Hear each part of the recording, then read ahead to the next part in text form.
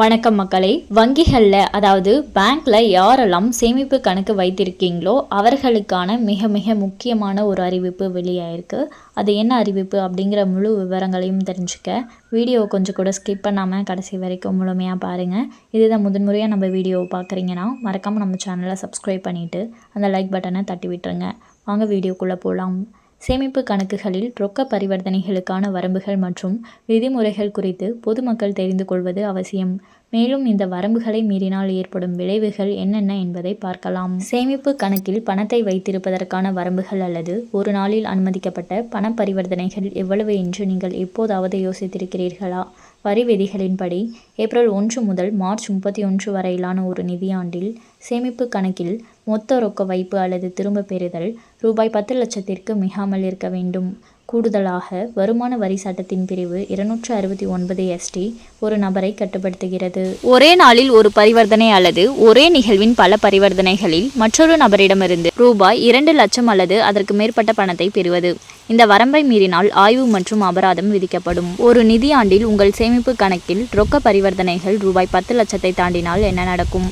அத்தகைய எந்த நடவடிக்கையும் அதிக மதிப்புள்ள பரிவர்த்தனையாக தகுதி பெறுகிறது. வருமான வரி சட்டத்தின் பிரிவு 114B கீழ் இதுபோன்ற நிகழ்வுகள் குறித்து வருமான வரித்துறைக்கு அறிவிக்க நிதி நிறுவனங்கள் கடமைப்பட்டுள்ளன. மேலும் ஒரே நாளில் ரூபாய் 50,000க்கு மேல் ரொக்கமாக டெபாசிட் செய்தால் உங்கள் பேன் கார்டை கட்டாயம் சமர்ப்பிக்க வேண்டும். உங்களிடம் பேன் இல்லையெனில் படிவம் 60 அல்லது 61ஐ மாற்றாக சமர்ப்பிக்கலாம்.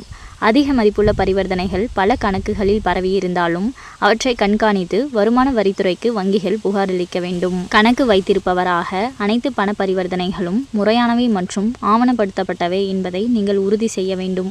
இந்த விதிமுறைகளை கடைபிடிக்க தவறினால் அபராதம் அல்லது அதிகாரிகளால் மேலும் விசாரணை ஏற்படலாம். அதிக மதிப்புள்ள பரிவர்த்தனைகள் தொடர்பாக வருமான வரித்துறையிடமிருந்து நோட்டீஸ் வரும் பட்சத்தில் நிதி ஆதாரத்திற்கான போதுமான ஆதாரத்தை நீங்கள் அளிக்க வேண்டும். ஏற்றுக்கொள்ளக்கூடிய ஆவணங்களில் வங்கி அறிக்கைகள், முதலீட்டு பதிவுகள் அல்லது பரம்பரை தொடர்பான ஆவணங்கள் ஆகியவை அடங்கும்.